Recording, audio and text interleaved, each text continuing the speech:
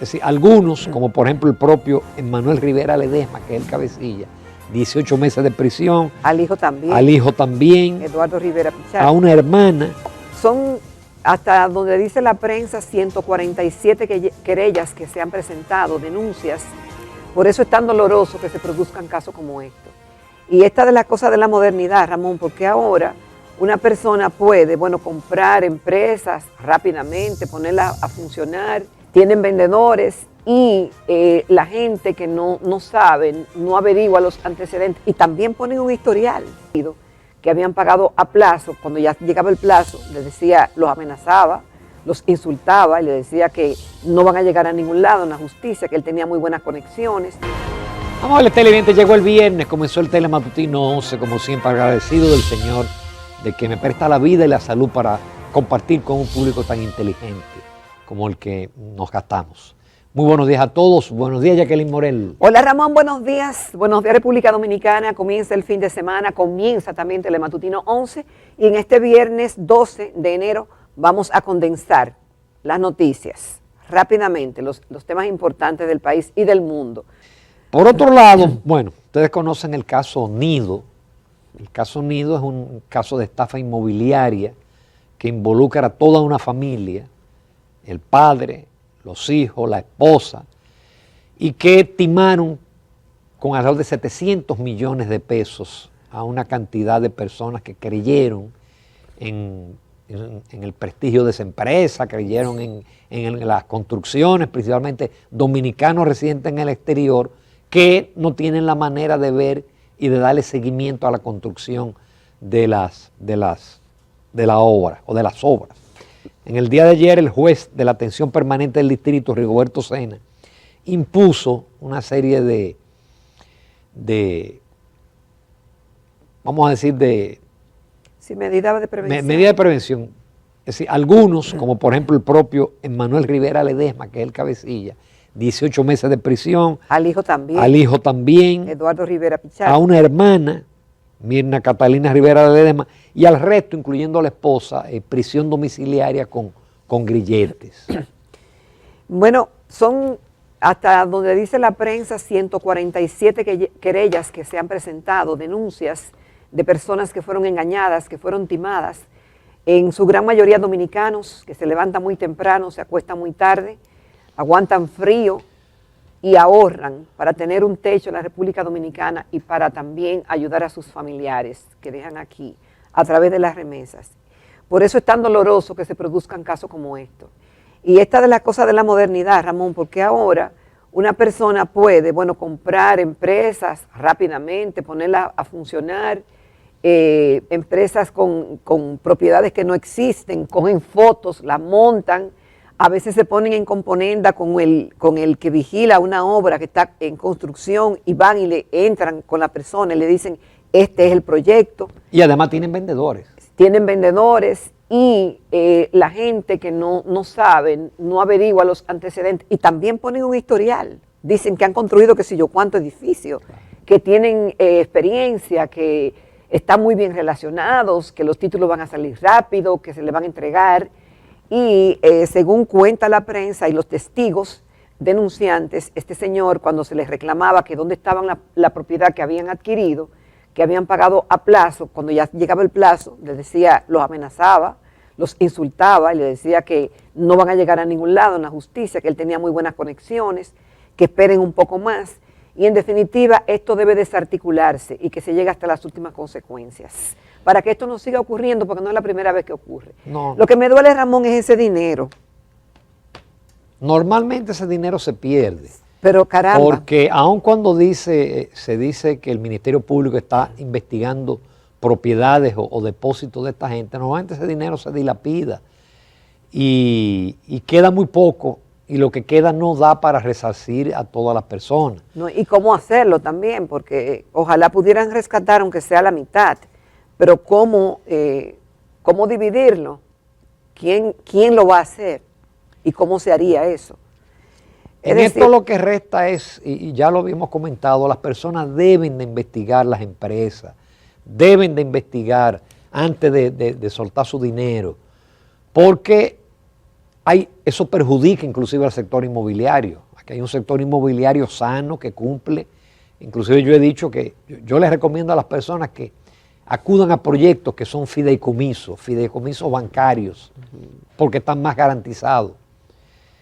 Pero ellos van a tener mucho tiempo para pensar en sus errores, en el daño que hicieron, porque son 18 meses en Najayo, y luego viene todo el proceso de juicio y van a ser condenados. De eso no cabe la menor duda. A veces la gente piensa que puede jugar una especie de juego Ponzi y que no lo van a detectar. Y no es así. Sí. Tarde o temprano, claro, tienen que producir las querellas que se produjeron, muchísimas querellas para que haya una actuación oficial, como fue en este caso, que fue el apresamiento prácticamente de toda la familia. Por otro lado, se habla mucho en estos días de un proyecto que sometió el presidente Abinader, un proyecto de tasa cero a la importación de bienes de la canasta básica, es decir, arroz, habichuela, pollo, cerdo, etcétera. Y eso, lógicamente, provocó una reacción de los partidos de oposición y de los productores agropecuarios.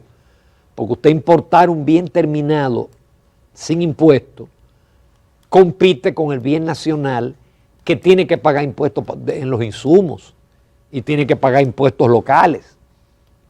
Entonces el presidente se reunió con los productores agropecuarios porque eso iba a tener un costo político y un costo electoral si eso se materializaba. Ramón, yo no entiendo, porque dice que es productos de la canasta básica en caso de emergencia. Lo primero es que aquí siempre hay emergencias, porque nosotros, es decir, la naturaleza tiene su propia regla, y cuando viene un fenómeno natural o con el cambio climático que se han acrecentado, pues los gobiernos, y los pasados, siempre han resuelto el problema de las compras de emergencia. Pero primero hay que asegurarse de que en el mercado local no existe ese bien.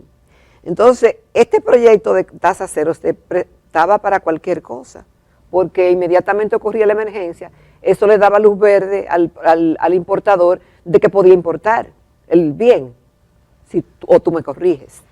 Entonces, ese es el tema, que no se entiende por eso. Pero qué bueno que el presidente reconoció y valoró los argumentos de sectores avícolas, porcinos y arroceros que le explicaron lo que esa medida implicaría para la producción nacional.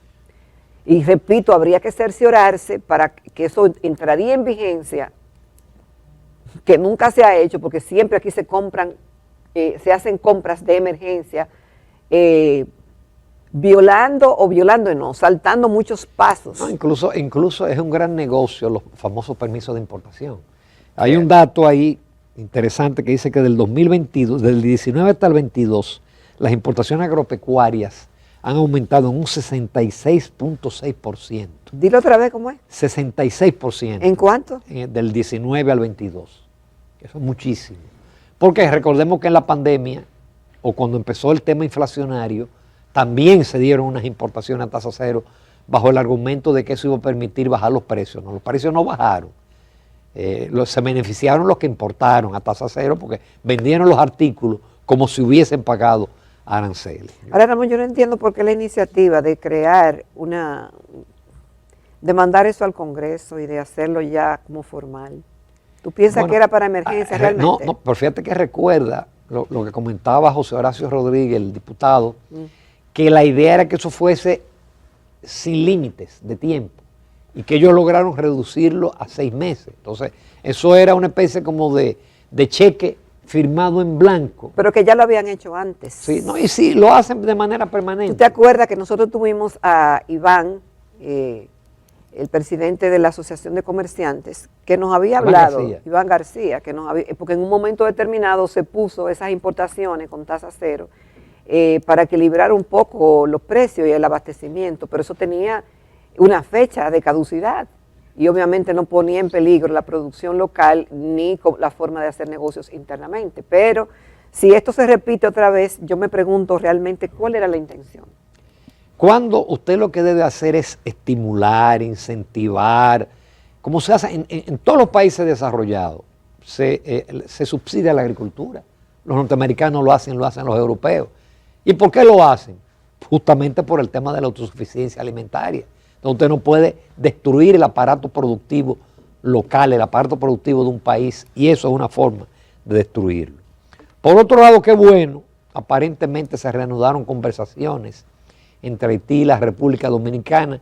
Había informe de la Cancillería de que acordaron con el tema del canal buscar una organización internacional que haga los estudios hídricos del río Masacre, o del río Masacre, tanto del lado dominicano como del lado haitiano. Ahora, eso no significa que el canal se detiene. Sí, es un acuerdo de que alguien, un tercero, fíjense esta foto del Listín Diario, esa es la obra de Toma. Es una inmensidad la obra de Toma. Mira, varias cosas. Obviamente que la Organización de Estados Americanos dice que la situación que actualmente mantiene la República Dominicana y Haití no favorece a nadie. Yo pienso que hasta ahí está bien. Lo único es que, bueno, y ellos han hecho un esfuerzo en que se reanude ese diálogo, y ya lo habían anunciado en septiembre del 2023, a través de Luis Almagro, quien es el secretario general, en un comunicado que había difundido en esa oportunidad. El gobierno dominicano en ese entonces, Ramón, si tú recordarás, y los amables televidentes también, decía que si no se paraba la construcción no había ni diálogo, ni había ningún tipo de negociación entre ambas partes, que lo primero era que se parara la construcción del canal. No se paró la construcción del canal, el gobierno tuvo que echar para atrás todas las medidas y buscó como salida salomónica la construcción de como una represa en La Vigía. Pero ¿qué pasa? Rehabilitar el canal de La Vigía. Sí, que pero no lo han hecho todavía. Bueno, ellos han adelantado las obras, pero ¿qué pasa? Que los agricultores de la zona ya han expresado públicamente de que eso no le va a resolver el problema de abastecimiento de agua para sus cultivos. Entonces, ahora se habla, y voy a citar, que el documento resalta, el documento que se emitió, participó nuestro canciller Roberto Álvarez con el canciller haitiano Jean-Victor Genud, respectivamente de los dos países en una reunión realizada los días. Mira qué buena imagen con un dron. Ajá, que muestra el canal, la magnitud del canal, la magnitud de la obra de Toma. Ahora, Ramón, ellos hablan del tema de que se están explorando diversas opciones para llegar a una solución justa, equitativa y razonable. Entonces dice al lado, quien hizo la crónica, dice que la base se sustenta en que ambos países están sujetos a las estipulaciones contenidas en el Tratado de Paz, Amistad Perpetua y Arbitraje del 20 de febrero de 1929 y el derecho internacional que rige en la materia. Entonces, ¿por qué me están hablando de otra cosa que no sea del tratado? Porque el tratado dice lo que hay que hacer. Claro, el tratado, entonces, el tratado te dice, porque la República Dominicana no puede afectar el río de manera tal que le disminuye el caudal y Haití también no puede afectar el caudal o el curso del río y que eso afecte a la República Dominicana porque el río entra en Haití en un tramo pequeño y regresa a República Dominicana y desemboca en Manzanillo. Ramón, si es así, lo que hay que ver es el tratado, no hacer ni siquiera estudios técnicos, es ver lo que dice el tratado. Porque cuando se habla de una solución justa y equitativa, ¿de qué están hablando? ¿De qué van a variar el tratado? Porque ya el tratado dice cómo es. Fíjate, el estudio es importante, porque el problema es que República Dominicana ha hecho una serie de obras sobre el río Masacre, que los haitianos lo han dicho. Entonces, ese estudio es lo que va a determinar si las obras dominicanas han afectado el río y si ese canal va a afectar, que va a afectar de manera definitiva por el tamaño, por la magnitud que uno ve de las obras.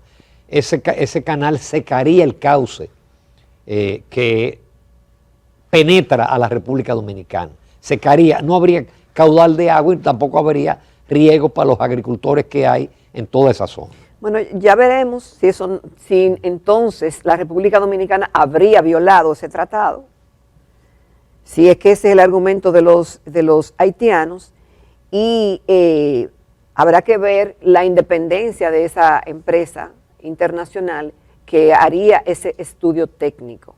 Ojalá que se haga y bueno, la responsabilidad de cada cual tiene que ser asumida y ojalá que sea un árbitro imparcial, que diga realmente lo que cada quien, lo que conforme a ese tratado y conforme a las obras construidas, se sea justo, tanto con Haití como con la República Dominicana, porque no queremos tampoco, porque lo hagan los haitianos, decir que está mal, y porque cuando lo hagan los dominicanos, decir que está bien. También fue positivo el hecho de que se habló del tema de la migración, del comercio y de la seguridad transfronteriza en ese encuentro auspiciado por Almagro, Luis Almagro, secretario general de la OEA. Pero los haitianos siguen entrando por millares. Los haitianos siguen entrando a pesar de la gran presencia militar en la frontera. Por otro lado, señores, el sicariato ya es una industria en la República Dominicana. Hay casos frecuentes de asesinatos que nunca son resueltos. Esos casos se quedan siempre en el aire. En el día de ayer en Nagua se transportaban 3 personas, 3 familiares, a plena 3 de la tarde en un tapón, y 2 grupos armados los ametrallaron.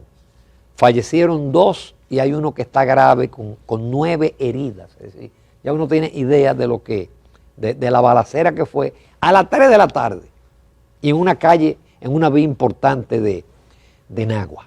Lo que yo no entendí, Ramón, es que primero esto es una crueldad que no tiene límites. Dicen que se trataba de un ajuste de cuentas. Pero cuando vemos, mira quiénes eran, los 3 hombres quienes supuestamente se encontraban visitando a parientes, pertenecían a una misma familia, dijimos, Roberto López, Aria Patanita, quien murió en el hecho, era el hermano menor del herido Francisco Cortorreal López, alias El Gringo, de 42 años, mientras Lo de Gringo es porque él vive en Estados Unidos, él tenía una semana en República Dominicana. Sí, Santos Mercedes Escolástico, Santico, de 34 años, eran primos de ambos. Entonces, uno, Patanita, residía con su madre y se dedicaba a lavar autos, a lavar carros en su casa. Y el otro era conductor. Y era conductor de transporte no eran gente público. que estaban ligada al narcotráfico, entonces, ni nada por el estilo. Como que tú te das cuenta de que esa gente tenían recursos, no sé, ahí hay cosas que deben ser aclaradas. A lo mejor fue una equivocación, puede ser. Bueno, como ocurrió con los 2 pastores. Con los pastores, exactamente. Que confundieron el vehículo, los que acribillaron. Parecería, aunque también dice la nota que 2 de ellos habían estado presos por un tema de abuso sexual a menores, pero eso no da la impresión que años después que ellos cumplieron cárcel se vayan a tomar acciones de esta naturaleza. De cualquier manera, el sicariato es una industria. Hay una noticia que yo me enteré leyéndola antes de entrar acá. Tú recuerdas que el gobierno había dicho que lo que viene ahora es todavía lo mejor. Sí. Y yo comentaba que esto depende de muchos factores internacionales. De un asunto lejísimo, en Yemen hay unos rebeldes hutíes que están atacando a barcos comerciales. Ya los Estados Unidos y Gran Bretaña empezaron a golpearlos. Ellos tienen territorio en el Yemen. Señores, eso tan lejos ha provocado el aumento de nuevo de los precios en los contenedores. Y eso va a afectar a la República Dominicana. Cuando los contenedores subieron por la pandemia, no bajaron los precios, los precios subieron. Cuando bajaron los precios de los contenedores, los precios no bajaron. Ahora vamos a ver que van a subir los precios. Señores, nos vamos con Alejandra Núñez y el segmento de las mascotas